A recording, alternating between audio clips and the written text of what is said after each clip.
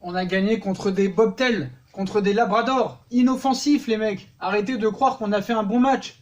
On n'a pas de coach sur le banc. À part Kylian Mbappé et Neymar, dans cette équipe, il n'y a strictement rien. Et ça, faut dire la vérité. Il faut dire la vérité. Donc peut-être qu'il y a des joueurs qui pourraient être mieux par rapport au match d'aujourd'hui, comme des Gay ou des Verratti. C'est vrai que les retours de Thiago Silva et de Diallo font du bien dans la défense centrale.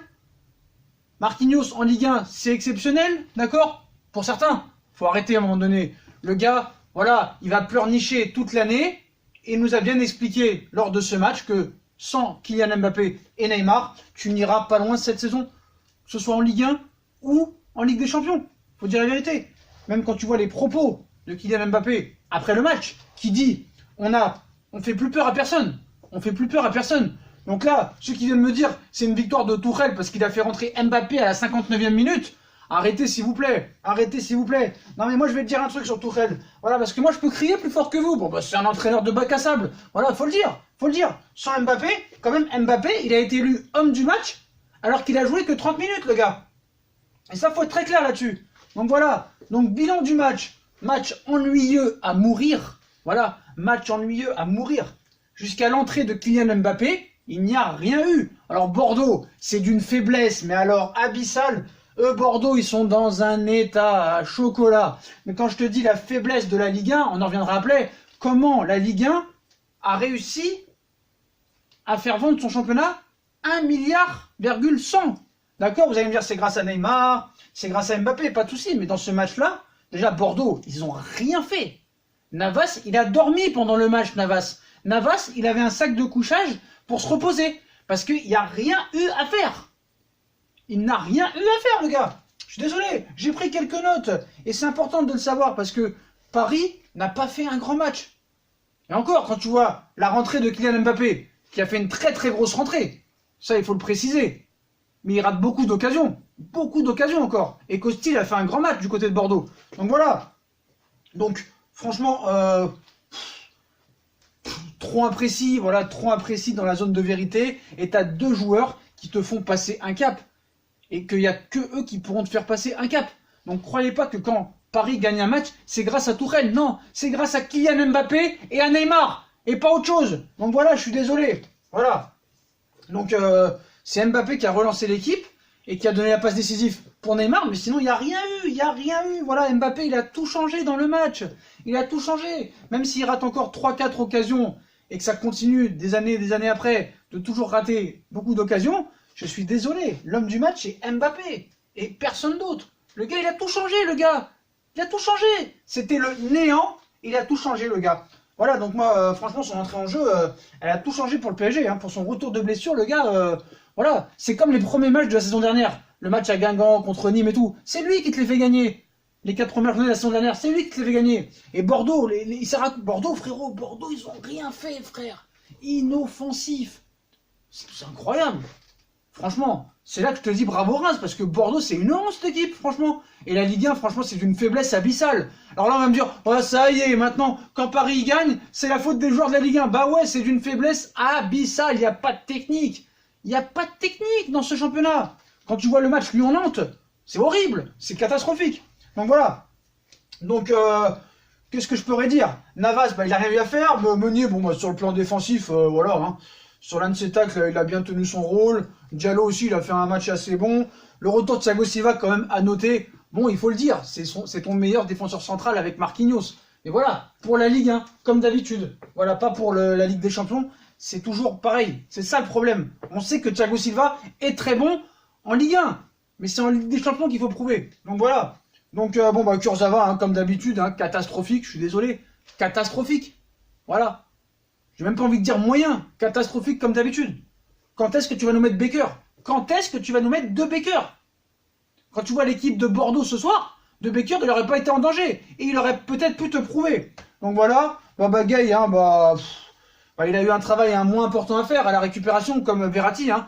Au milieu, ils n'ont pas vraiment eu besoin de travailler vraiment. Parce que tellement que Bordeaux n'a rien démontré lors de ce match, il n'y avait pas beaucoup de travail à faire. Même Marquinhos peut-être a été plus utile que Gay et Verratti. Marquinhos qui a fait encore un bon match, ça c'est vrai.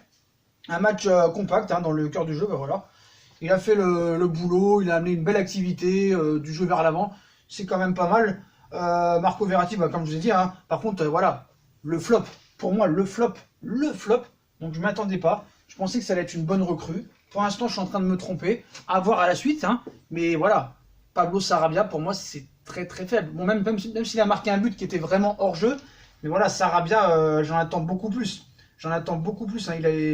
Pourtant, il a été, comment dire, intéressant les 15-20 premières minutes. Mais tu vois qu'après, voilà, il n'arrive pas à poser des... Il a eu du mérite, mais il bute trop, il a du mal à prendre des décisions, il a vraiment du mal à s'adapter au jeu de l'équipe et peut-être à le championnat.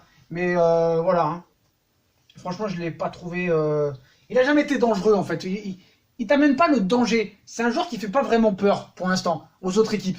Voilà, c'est ça que je tiens à signaler. Di Maria a été un petit peu en dessous, hein, franchement. Hein. Il a eu un gros déchet, beaucoup de déchets de la part de Di Maria. Bon, c'est vrai qu'il court toujours autant, mais Di Maria a eu beaucoup de déchets au niveau des passes, au niveau des balles en profondeur. Franchement, j'ai pas trop aimé. Neymar a fait un bon match. Voilà, 7. Pour moi, je me mettrais 7.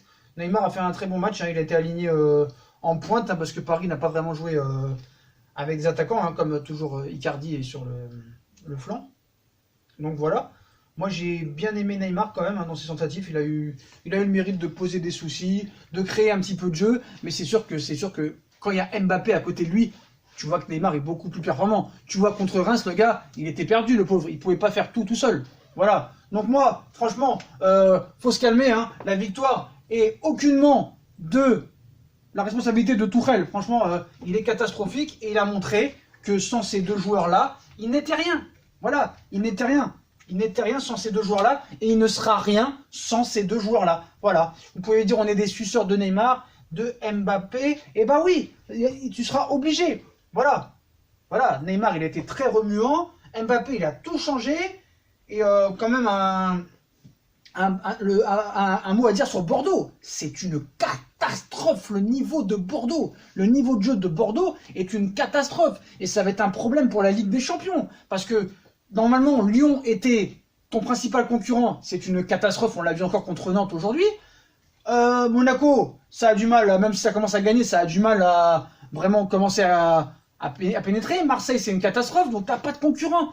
Tu n'auras pas de match référence, en fait, en Ligue 1. Comment tu vas faire pour préparer la Ligue des Champions? Ça va être un vrai problème. Un vrai problème, parce que là, je te le dis vraiment, à Galatasaray, mardi, ce sera pas Bordeaux en face.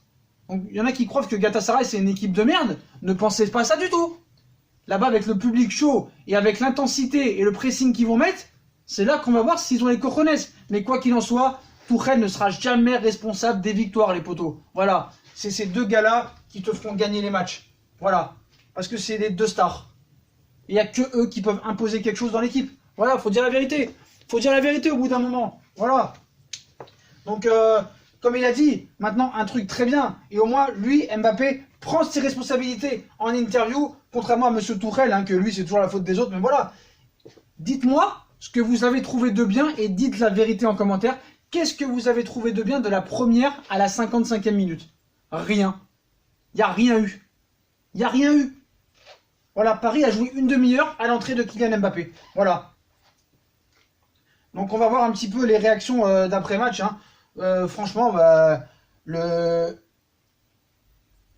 jeu sera sur eux maintenant. Et Monsieur Tuchel, hein, tellement autoritaire et tellement innovant, bah, se concentrera seulement sur ces deux joueurs-là. Et je pense que maintenant, lui, sa méthode va être de vraiment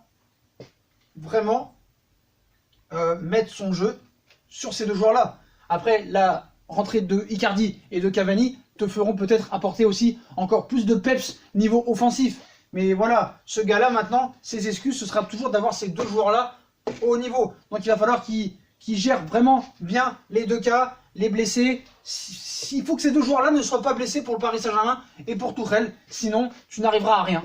Voilà, tu n'arriveras à rien. Donc, comme je vous ai dit, hein, donc, Mbappé a réagi après le match. Et il a dit, quand on joue, on se dit toujours qu'on doit y arriver. Ce n'est pas on va, mais on doit. Voilà. La différence avec Tuchel. Donc ce n'est pas facile. Il faut admettre que ces derniers temps, on fait moins peur. Voilà. Les équipes se disent qu'elles peuvent nous battre. Maintenant, c'est à nous de montrer sur les prochaines semaines qu'on peut faire en sorte que non.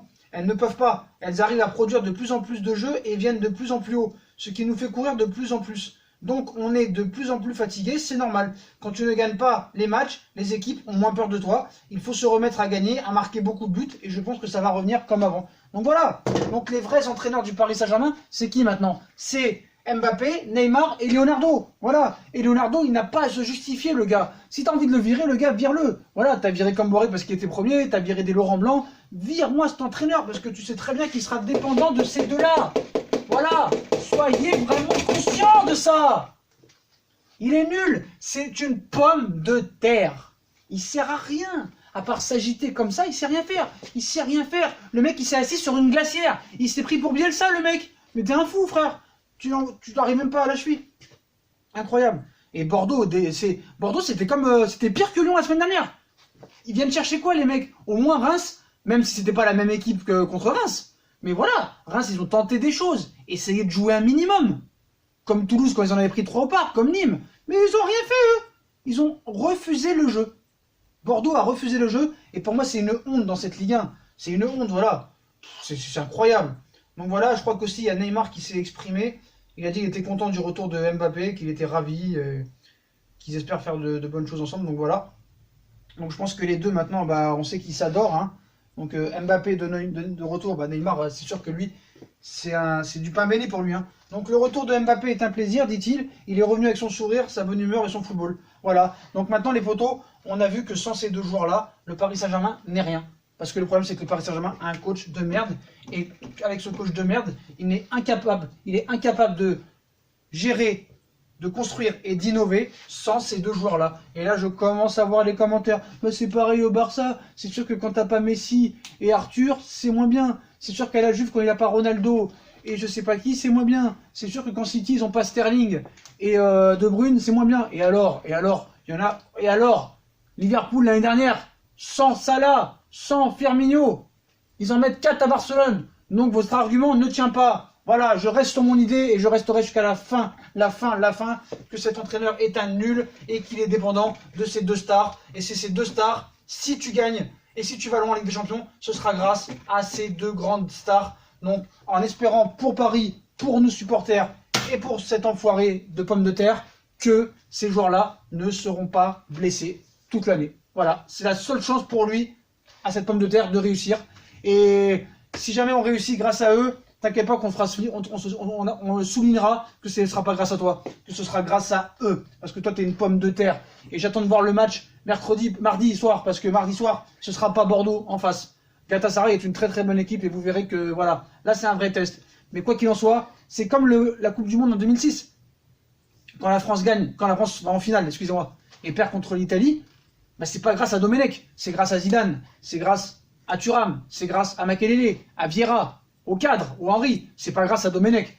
À un moment donné, faut arrêter, hein. Voilà. Même moi, je peux être entraîneur du PSG, comme à l'époque du Grand Barça, comme à l'époque du Grand Real. Tout le monde aurait pu être entraîneur à la place de Zidane, à la place d'Enrique ou à la place de Guardiola. Donc voilà les potos. Donc bilan, tu ne peux rien faire sans ces deux-là. Bilan, j'ai été très déçu du jeu du Paris Saint-Germain entre la première et la 59e minute avant l'entrée de Mbappé qui a tout changé. Et puis cet entraîneur nous montre qu'il est de plus en plus incompétent. Et que c'est un guignol, voilà, c'est un guignol. Donc les potos, comme d'habitude, si on a kiffé la vidéo, on like, on partage, on s'abonne.